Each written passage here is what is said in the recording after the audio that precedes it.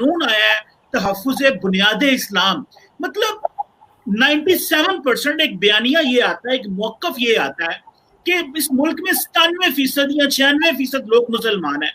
तो भाई हमें तो कोई यहाँ पे इस मुल्क को कोई काफिर नहीं कर सकता। ये नहीं हो सकता कि देखिए आपने कॉन्स्टिट्यूशन चेंज करना हो तो आपको पार्लियामेंट में जाना पड़ेगा, उतनी मेजॉरिटी चाहिए, उतने लोग चाहिए होंगे। तो ये हम बार बार इतनी मजहबी लेजिस्लेशन और खासकर काफली की तरफ से इसके आने की वजूहात क्या है? एज ए जर्नलिस्ट आप इसको कैसे रीड करती हैं? चीमा साहब, सबसे बड़ी बात ये कि जहाँ तक मैंने थोड़ा बहुत इस्लाम पढ़ा है तो उसमें यही कहा गया है कि सबसे ज्यादा जो तालीम हासिल करने का कहा गया वो इस्लाम में कहा गया है, लेकिन अफसोस के साथ सबसे ज्यादा जाहिल जो है वो इस्लाम में ही है।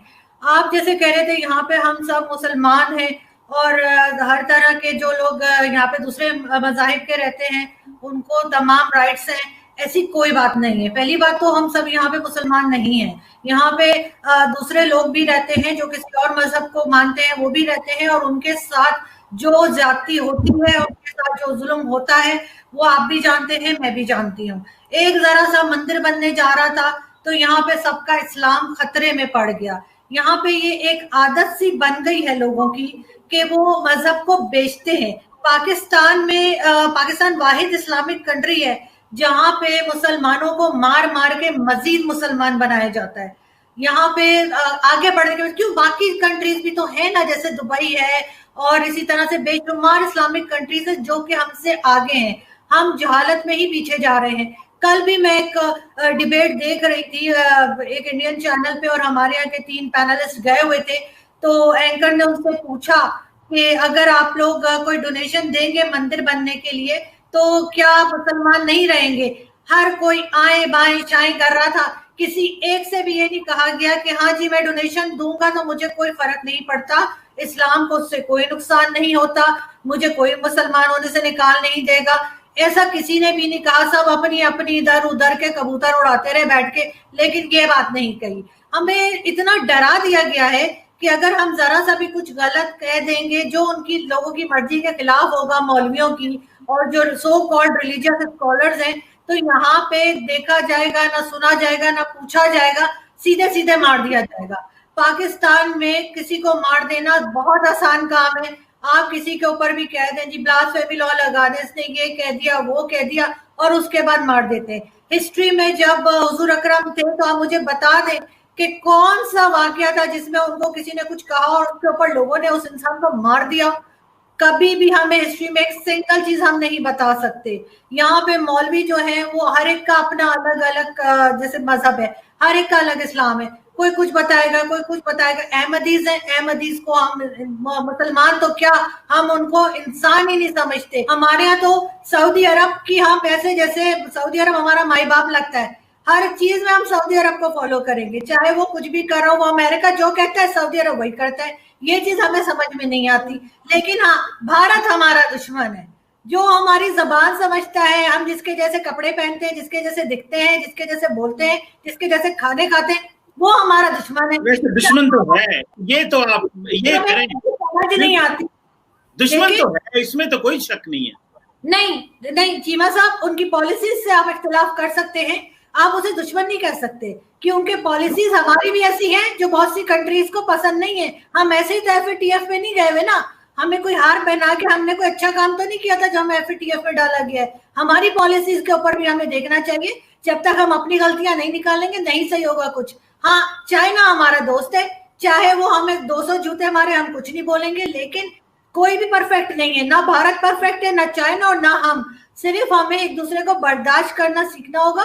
और जहां तक ये मजहब की बात लेके बार बार आ रहे हैं, ये इसको क्या बनाना चाह रहे हैं, ये यहाँ पे कोई ईरान की टाइप का या सऊदी अरब की तरह के कोई रिवाज लाना चाह रहे हैं कि औरतें ड्राइव ना करें, औरतें बाहर ना निकलें। वो जो एक जन्नत का तस्वुर है ना कि 70 हूरें मिलेंगी, बस उसमें ही रहते हैं मुसलमान और उनको बस वही चाहिए। बाकी जो है वो कहीं आगे नहीं बढ़ते। यूरोपियंस हमसे इसीलिए आगे निकल गए कि उन्होंने पढ़ाई की है, मजहब के साथ नहीं चले हैं वो इतना ज्यादा। पाकिस्तान में कौन सी पोजीशन पे आपको नॉन मुस्लिम नजर आता है? हम बड़े नारे लगाते हैं, इंडिया ये कर रहा है, चाइना वो कर रहा है मुसलमानों के साथ, कोई ये कर रहा है, कोई अपने आप को देखते नहीं, अपने मुंह की कालक हमें नजर नहीं आती, हम सिर्फ दूसरे को कहते हैं, और यही कह कह के हमने अपने मुल्क को एक तरह से तबाह कर दिया है। और जो नई जनरेशन आ रही है अब, उसके जहनों में हमने यही जहर जो है वो भरा हुआ है।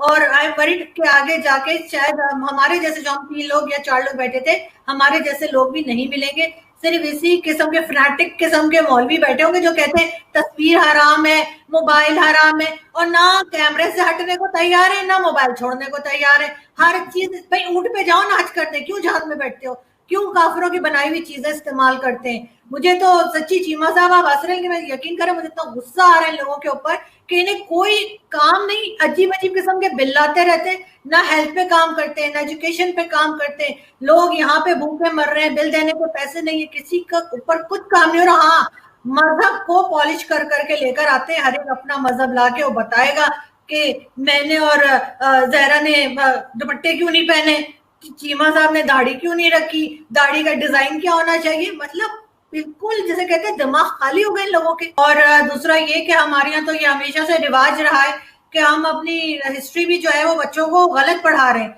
जो स्टूडेंट्स आ रहे हैं, जो नए स्टूडेंट्स आ रहे हैं स्कूल कॉलेजेस के, उनको हम गलत हिस्ट्री बता रहे हैं। हमारे हीरोज जो हैं वो भी अब वो लोग हैं जिनका यहाँ पे कोई रोल नहीं था पाकिस्तान में, जिन्होंने कुछ नहीं किया, जिन्होंने शायद कदम भी नहीं रखा पाकिस्तान में, वो हमारे हीरो हैं। और जो हमारे हीरो हैं हम उनका नाम ही नहीं लेते, चाहे वो डॉक्टर अब्दुल सलाम हो या कोई हो, यहूद भाई हो, हम उनका नाम भी नहीं लेते। तो इसी तरह से बेसिकली हम बच्चों का ब्रेन वॉश करना चाह रहे हैं और उसमें उनको रोकना चाह रहे हैं। पाकिस्तान में बहुत से लोग ऐसे भी रहते हैं जो नॉन मुस्लिम है, अगर इनको हर जगह यही कहना है कि कुरान पढ़ाया जाए, तो जो नॉन मुस्लिम है उनके लिए भी एक हिसाब होना चाहिए कि वो अपने मजहब की किताब पढ़ेंगे। अगर कोई क्रिश्चियन है उसको स्कूल कॉलेज में बाइबल पढ़े, बाइबल का एग्जाम दे, अगर कोई हिंदू है तो वो गीता पढ़े, उसके एग्जाम्स दे। सिर्फ हर एक को पकड़ पकड़ के आप जबरदस्ती का मुसलमान अपने हिसाब से बना रहे हैं। आपके सामने तो शिया भी नॉन मुस्लिम है, शिया के ऊपर भी आप जो है वो कह देते हैं कि नहीं, वो उसका इस्लाम से कोई लेना देना नहीं है।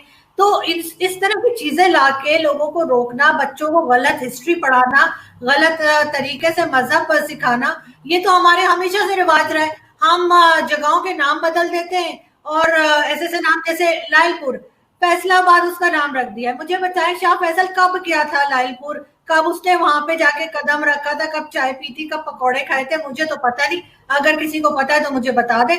जी एलिया, लेकिन सबसे पहले तो हमें ये सवाल करना चाहिए कि ये जो लोग डिसाइड कर रहे हैं कि कौन सी किताबें बैन होनी चाहिए, कौन सी, इनकी अपनी क्या एक्सपर्टीज है, इन्होंने क्या पढ़ा है, इन्होंने कौन सी हिस्ट्री है जो ये पढ़ते हैं, उनका एजेंडा क्या है, ये क्या समझते हैं कि पाकिस्तान को क्या बनाना है। अब मैं आपको बताती हूँ कि राय मंजूर साहब जो हैं, जो उसके डीजी हैं पंजाब टेक्स्ट बोर्ड के, अगर आपने ट्विटर पे देखा हो तो उनका ट्विटर अकाउंट है, उसके ऊपर से उन्होंने जो है वीडियोस को लाइक किया हुआ है। मतलब वो इस तरह की चीजें खुद देखते हैं, एंटायर इस्लाम की होने की वजह से वो बुक्स के ऊपर पाबंदियां लगा रहे हैं, लेकिन वो ये करते हैं, उन्होंने खवातीन की पिक्चर्स पे जाके नीचे लिखा हुआ है कि शर्म आनी चाहिए और इस तरह की मोरल पुलिसिंग की हुई है।